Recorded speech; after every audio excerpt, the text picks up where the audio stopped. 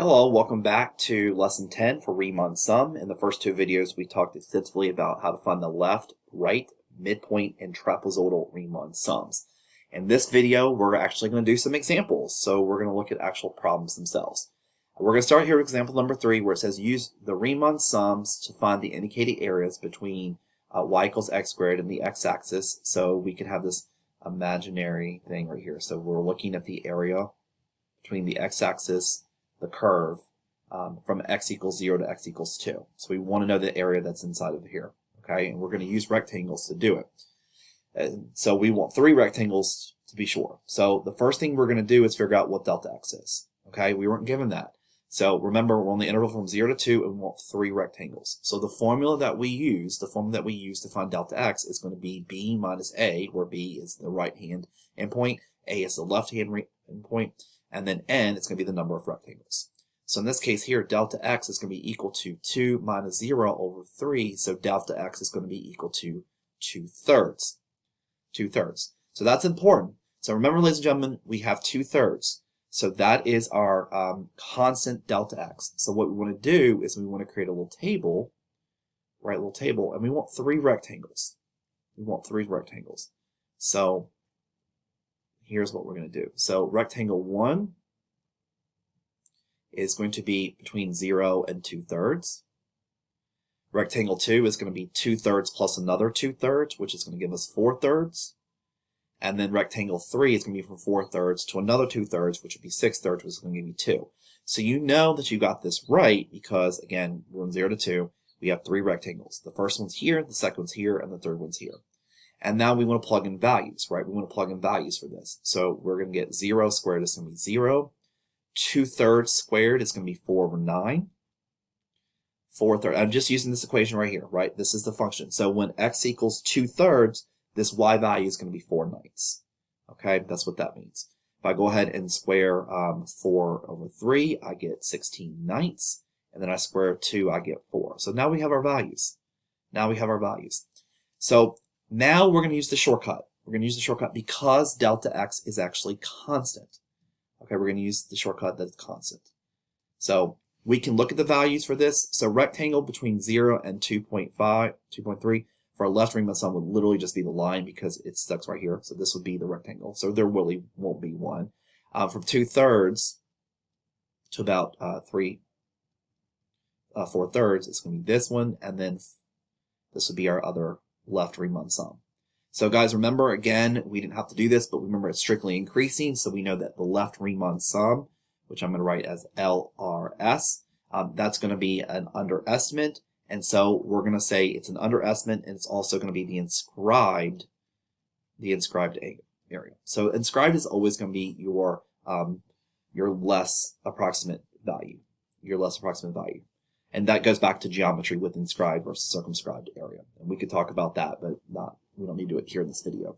So if we look at this, we want to use the shortcut. So we're going to have delta x. And remember, for a left Riemann sum, we're looking at the 3 left numbers. So it's going to be 0 plus 4 over 9 plus 16 over 9. And that's it. We're going to take that, use our calculator, and we're going to do the problem. And we get this value is 20 over 9.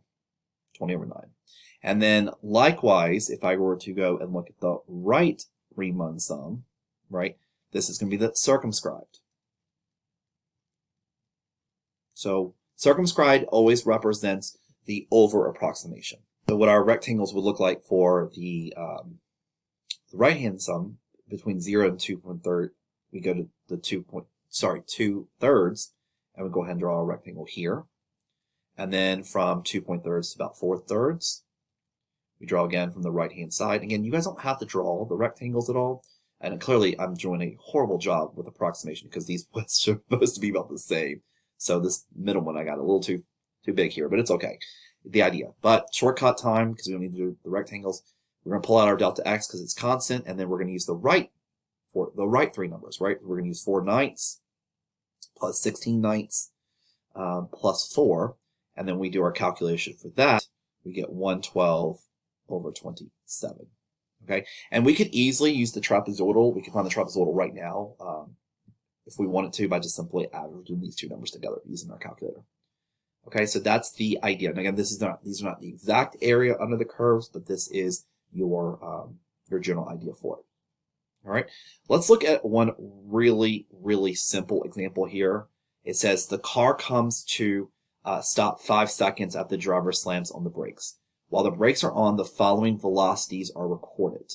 Estimate the total distance the car took to stop, and we want to use the trapezoidal approximation. So they're actually giving us the fact that we want the trapezoidal approximation. And so we want to use these things. We want to use 1, 2, 3, 4, 5. So 5 seconds is telling us we want 5 rectangles. We're not going to graph these at all. So let me show you guys how we're going to do this using the shortcut. And so the first thing we're going to acknowledge here is that delta x is constant because we are doing it every second. So delta x is going to be equal to 1. Since this is a trapezoidal and we have a delta x that is constant, we can actually use the shortcut on this. So the shortcut would be 1/2, because remember, area is equal to 1/2 delta x times base 1 plus base 2. Remember, base 1 and base 2 are the heights of our rectangles. They're the y values that we're going to be using. So if I do this, 1/2 is going to be our part of our function. We're going to pull out the delta x, which is going to be 1. And the shortcut we did here is, remember, if we were to draw these trapezoids, the first one and the last one are only used once. So it's going to be 88 plus. And then we would have our trapezoid for 0 to 1. The left-hand side would be 88 and the right-hand side would be 60. Well, when I go to trapezoid from 1 to 2, the left-hand side would be 60 and the right-hand side would be 40. So I'm going to use these numbers, these twice. So I can go ahead and just do 2 times 60 plus 40 plus 25 plus 10 and then plus 0 at the end. So again, we add the first and last terms and then we double the ones in between and then we get the answer 179 feet. And the other thing that I wanted to say really quickly about this, and we're going to get into this again later in this unit, that we're talking about total distance here. Total distance is actually with the relationship of position. So we went from velocity to a form of position. So this is what integration is going to be doing. So for derivatives, we talked about, we take the derivative of the position function, we get velocity. We take the derivative of velocity, we get acceleration. Well, how do we go backwards? Well, that's what integration is all about. So our unit's going to be 179 feet. And again, this is an approximation of what's going on. So we want approximately 179 feet in the first 5 seconds. Okay, so that's what that is. Okay, guys, we're going to go ahead and do this example or just talk about it. And then I want to do one where delta x is actually not constant, because right now we're doing a lot of questions where delta x is constant. For question number 6, I just want to say really quickly about this, that notice that the units that were given here, this is minutes and this is miles per hour. So sometimes in questions, before I even read the question itself, notice that the units and the miles per hour don't match up. So one of the things that I do with my students is I said, well, let's do this. The answer's got to make sense. The answer's got to make sense. So we're going to mess up purposely here, and then we're going to fix it in 2 different ways for just part A. I want to talk about first for part A. So Roger decides to run a marathon. Roger's friend Stan rides beside him on a bicycle and clocks his pace every 15 minutes. So Roger starts out strong, but after an hour and a half, he's so exhausted he has to stop. And so you guys can see that that's 90 minutes. The data Stan collected is summarized below. Assuming Roger's speed is always decreasing, all right, again, that just means it's constantly decreasing, strictly decreasing is what this means. Estimate the distance that Roger ran in half an hour and then the entire race. And what we're going to do here is we're going to use the trapezoidal one again. Okay, they should tell you what to use here, and so I'm telling you guys that I would tell you trapezoidal. So the first thing is, again, we're going to make a mistake here so you guys can see this, is that the delta x right now, if we're going to do this, you know, quote unquote do this, it's going to be 15, right? We're looking at, say, 15, 15, 15, 15, 15. But remember, this is how many miles, right? This is how many miles that he ran, right? What's the distance traveled? Miles. So if we use this, so check this out. So if we use this delta x, and again, we're going to have 1/2 for our trapezoidal. Delta x can be 15. Remember, since delta x is consistent, we just can do 12. We're going to, because it's just from 0 to 30, right? 0 to 30. We're going to double everything that's in the middle, so that would just be 11. And then we're going to add 10. We add these numbers up, ladies and gentlemen. We get 330 miles. That's not that's not possible, right? That's not possible for an actual human to actually do this. And all the numbers in calculus are going to make sense. They're going to make sense. So 330 miles doesn't make any sense. So this is where like you can't run, nobody can run 330 miles in a half an hour. You can't drive that, right? It's just too fast. So we realized, oh, so there's two ways we could fix the problem. Well, this is in minutes and this is miles per hour. So right now we can divide by 60 minutes to get the hours, right? Because this is in minutes per hour. So let's do that.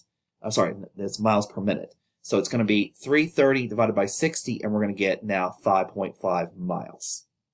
And that makes more sense. So we could use the wrong units at the beginning and realize that, okay, we have to convert that at the end and get 5.5 miles, which is the right answer.